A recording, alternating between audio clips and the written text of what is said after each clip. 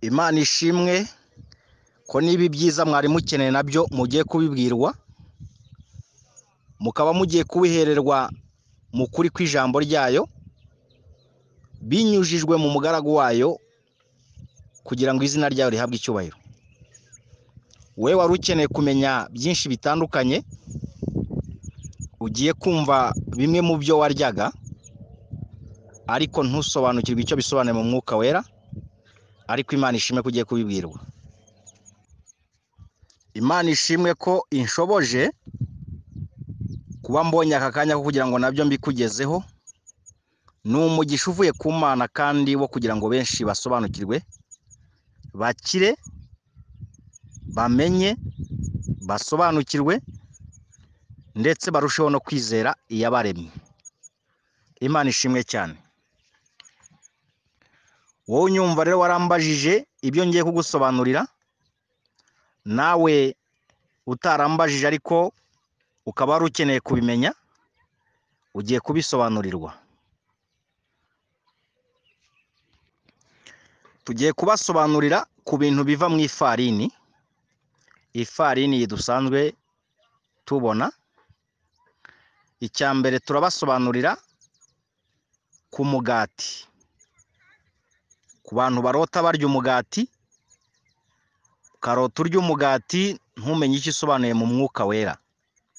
Mu mubiri dusanzwe tuzi ko ibi byose turya ari intungamubiri zibasha gutunga umubiri kandi zigafasha umubiri mu buryo butandukanye. Ariko mu mwuka wera biba bifite ubuhanuzi bwabyo ndetse n'ubusobanuro bwabyo n'imbuzi yabyo n'icyo Imana yabishyiriyeho. Icyo ni kimwe tugiye kuvugaho kandi kiva mu ifarini.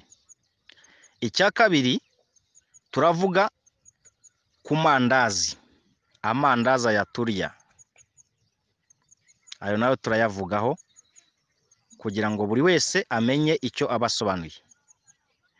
Ikindi turi bivugeho, turavuga kuri keke. Keke, ku bantu barya keke mu buryo bw'uko ushobora kurota uri kurya keke ariko ntumenye icyo ivuze, nabyo turabivugaho. Turavuga ndetse no kuri capati n'ibindi byinshi bimwe uko umwuka wera dushoboza. Aho turaba tugereje niho dusoreza. Imana rero irusheho kubana natwe kugira ngo twumve ibi bintu, tumenye ubusobanuro bw'icyo Imana ibishatse kutubwira, kandi bikaza ari ubuhanuzi bw'ibyo itubwiyemo. Ibivuga kimwe ndabikomatanya, noneho ibitavuga kimwe ndagenda mbivuga ukwabyo, kuko mba ngira ngo mvangure ikintu cyose buri wese ajya akimenya neza, asobanukirwe ku buryo wasubira muri video ukumva icyo wari ushatse kubwirwamo icyo ari cyo. Imana ishimwe cyane ko itubashishije. Gusa uyu mugati n'amandazi nubwo biva mu kintu kimwe, ariko hari akantu gato cyane kandi kamwe kaza hari itandukaniro, kamwe konyine. Muraza kumva ubwo buhanuzi uburyo kiba butandukanye, kandi ari nayo mpamvu mbashanga akantu kose nkavuga ukwako, umuntu ajya akibona gisa n'ikindi ariko amenye itandukaniro ry'ikintu n'ikindi. Kuvangura ibintu biba byiza cyane, bituma abantu batajijwa ahubwo bagasobanukirwa neza, urujijo rukavaho. Imana ishimwe rero. Nkundira rero ntangirire ku mugati. Umugati icyo usobanuye mu buryo bw'umwuka wera. Umugati usobanura ijambo ry'Imana ibiguhaye. Umugati usobanura ijambo ry'Imana ibiguhaye. Nubona uri kuwurya, ujye umenya ngo umugati uwo ari wo wose, iyo wokeje usa neza, umeze neza, udashiririye, ariko ukaba udashiririye usa neza, muri make ubona ko uhiye neza, ujye umenya ko uwo mugati usobanura ijambo ry'Imana Imana ibiri kuguha. Niyo mpamvu mwumva hara muri Yohana yatanzemo n'igihamya, Yohana 6:25 kugeza 7:1, yasobanuriye iby'umutsima muzima. Ijambo rero ni umutsima, niyo mpamvu yawugiranye n'uwo mugati yamanyaguye akawuha intumwa ze. Aravuga ngo mwubahaye nk'igishushanyo muzajya munyibukiraho. Mba ngira ngo mbahe n'ibihamya uburyo kibihurirana n'icyanditswe, ariko benshi ntibabisobanukirwe. Uyu mugati rero yawusobanuye mu mwuka wera, agaragaza ko we Imana ingaragariza ko uyu mugati usobanura ijambo. Nubona umuntu awuguha, ujye umenya ngo ni ijambo Imana iguhaye mu buryo bw'umwuka wera. Ushobora kwibaza ngo ese uyu muntu ahindutse Imana? Nyumva neza icyo uwo muntu ubiguhaye, icyo abashushanya n'icyo abasobanura. Uyu muntu uguhaye uyu mugati aba ashushanya marayika w'Uwiteka. Mu buryo bw'umwuka wera ntago aba akiri uwo muntu, ahubwo aba yahindutse marayika w'Uwiteka. Yawuguhaye rero ujye umenya ko ari Imana ikoresheje marayika wayo mu buryo bw'umwuka wera, akaba aguhaye ijambo ryayo. Ni impano ibikongerereye. Nunabona ubwawe ugiye kuwugura mu iguriro, muri botike cyangwa hariho hose, ukawugura ukawujyana, ujye umenya ko botike iba isobanura amasezerano n'imigisha. Botike igasobanura ko Imana iba iri kukwereka ko mu gihe ukeneye ibyiza ugomba kubishakira ku Mana, kuko Imana niyo ifite byose, kandi ufite Imana aba afite byose. Aba ari amasezerano n'imigisha ugomba gukura ku Mana uyakuye mu murimo wayo, ukayahererwa mu murimo wayo. Kubona rero wa mugati uwuha undi nawe ukaba wowe ubwawe, ukabona urukuha mugenzi wawe, ujye umenya ko Imana iri kukushima, ikabigushima yuko uri gutanga ijambo rizima, uri gutanga ibyiza bizima, kandi ikaba inanashaka ko uzajya ugabura iby'Imana bizima kandi byiza Imana ishaka. Nicyo uwo mugati uba usobanura, kubona urukuha mugenzi wawe. Ugomba mbivuze mu buryo bwombi, yaba ari uri kuwuguha, yaba ari wowe uwutanga, cyangwa se unawugura mu iguriro. Icyo kikaba icya gatatu. Impamvu rero kugira mutazajya mwibaza ibi, mujye musoma hariya mu Baheburayo ibice 8 umurongo wa 5 wonyine. Impamvu mbabwira ko ikintu cyose kiba gifite icyo gishushanya n'imbuzi yacyo ndetse n'ubuhanuzi bwacyo. Aho ngaho mu Baheburayo ibice 8 umurongo wa 5 yahagaragaje ijambo rivuga ngo umurimo abo bakora ni igishushanyo n'igicucu cy'ibyo mu ijuru. Bivuze ngo ibyo mu bwami bw'ijuru ni rojenari, ibyo mu bwami bw'isi ni kopi. Niyo mpamvu ikintu cyose kiri ku isi gifite icyo Imana yakiremeye, gifite ubuhanuzi bwacyo, icyo gishushanya, icyo gisobanura n'icyo kivuze, ariko abantu benshi ntago babimenyaga. Niyo mpamvu twafashe igihe cyo kugira ngo tubasobanurire iby'Imana yagiye itubwira, tubibahe. Kandi nabwo mbibasobanurira ari yimbwira ngo bisohore. Ntabwo ari njye wibwiriza, ntabwo ari views mba nkeneye, ahubwo mba ngira ngo imitima ya benshi isobanukirwe. Kudutera inkunga biremewe kugira ngo tukugezeho byinshi, tugeze no kuri bagenzi bawe byinshi.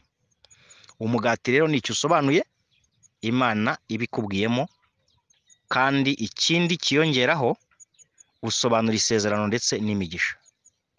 Nicyo kiyongera kuri uwo mugati.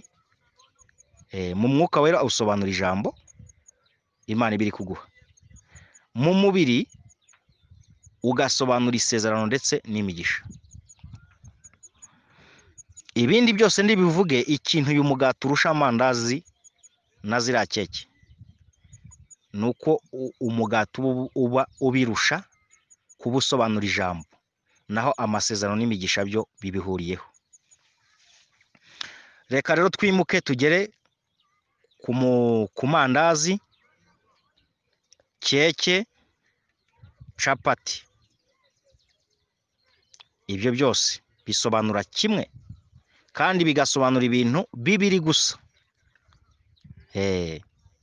Amandazi, keke, capati yewe naho washyiramo n'isambusa nta kibazo, n'isambusa byose ni bimwe, ariko zo nuko nari nanze kuzivuga, ariko kubera ko urupapuro bazikoramo ruba ruturutse ku ifarini bafungishamo bya birayi cyangwa se za nyama bashyiramo imbere, urupapuro ruba ruturutse ku ifarini, nazo zishyira hamwe byose n'ubundi bisobanura kimwe.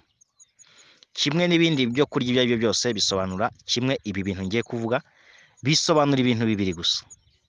Icya mbere, ibi byose mvuze bisobanura amasezerano y'umuntu cyangwa isezerano ry'umuntu, ryaba rimwe ku muntu umwe, yaba menshi ku bantu benshi. Icyo ni kimwe. Kabiri, ibi byose bisobanura imigisha y'abantu cyangwa se y'umuntu. Amandazi, keke iyo ari yo yose, capati izo arizo zose, isambusa izo arizo zose, ndetse n'ibindi byo kurya ntarondoye bituruka ku ifarini, biba bisobanura amasezerano n'imigisha.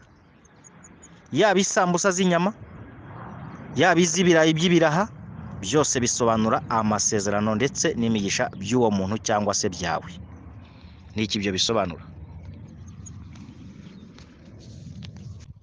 Mu nkundire rero mbanze nsobanure kuri iki kintu uburyo ki isezerano n'imigisha bitandukanye, kuko benshi barabivanga kandi bitandukanye.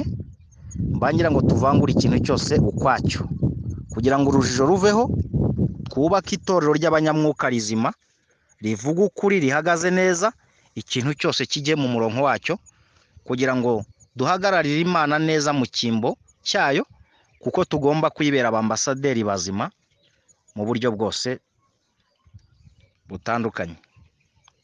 Kambanze mbisobanureho. Icya mbere, duhere ku isezerano. Isezerano rivugwa rya mbere ribaho ni isezerano ry'ubugingo. Iri sezerano ry'ubugingo rero, umwana wo kurimbuka ntabwo azaribarwaho. Bivuze ngo isezerano ry'ubugingo niryo rya mbere Imana yatanze ku isi, ishaka ko abantu bagomba kuribamo bakazabana n'Imana mu bwami bwayo. Iri sezerano uzarisanga hano muri Maraki ibice bibiri. Nushaka uzahere ku murongo waho wa mbere urangize icyo gice, cyangwa se uhere ku bice bibiri ku murongo wa 5 ugeze hasi urangize icyo gice, ntacyo bitwaye. Uzahasanga isezerano yahaye Lewi.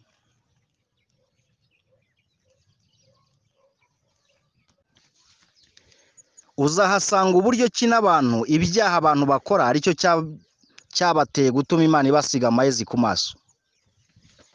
Iri sezerano rero yasezeranije Lewi ryari iry'ubugingo n'amahoro. Uzanahasanga n'umuvumo yavumye abantu bamwe batagendeye muri iri sezerano ry'ukuri.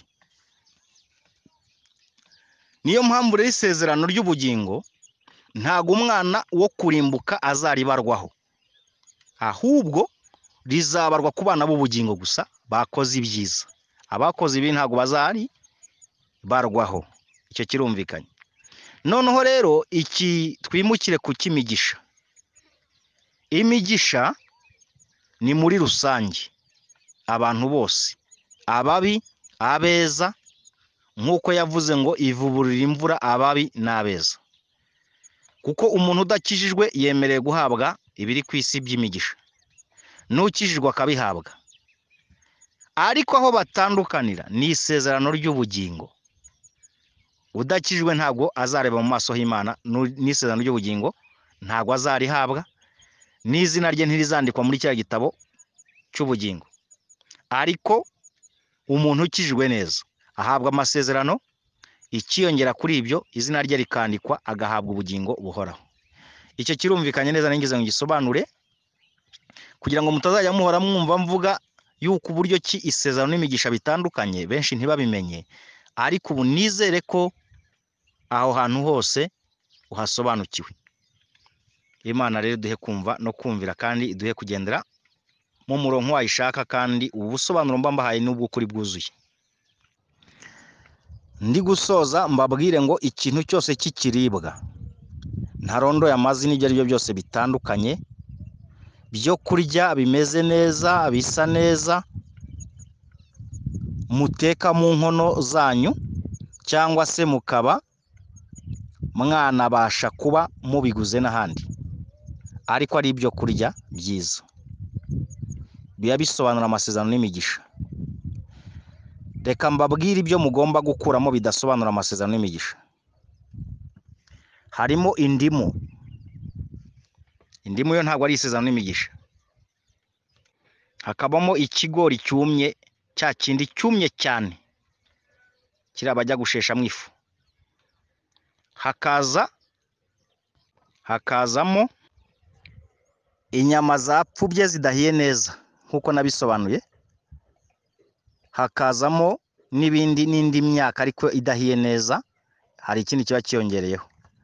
Ariko ibindi byo kurya byose byo bisobanura amasezerano, naho ibyo ngibyo mvuzemo biba bisobanura ikigeragezo n'igihanda n'igishakwe, ariko ibindi byose byo bisobanura amasezerano n'imigisha. N'ibyo bintu bibiri bihuriyeho, iyo bisa neza, bikoze neza, Imana ibishatse kubabwira mwaho. Wowe rero utasobanukirwaga, ngusobanurira ibi ngibi kugira ngo ujye urushaho kubisobanukirwa, kandi ujye ubisobanurira n'abandi, kugira ngo nuzajya ubirota uri kubirya, uri kubihabwa, uri kubiha abandi, ujye umenya icyo bisobanuye. Bipfa kuba bimeze neza, bisa neza, bikoze neza. Ni iki ibyo bisobanuye? Kubambajije rero ubusobanuro bwabyo nibyo, naha tubisoreje. Umwami Imana agumye kubarinda kandi abiteho, abakomereza amaboko, abahe gusobanukirwa byinshi, kandi mudutere inkunga kugira tubagezeho byinshi bitandukanye mushaka kumenya. Nimugubwe neza, bye bye.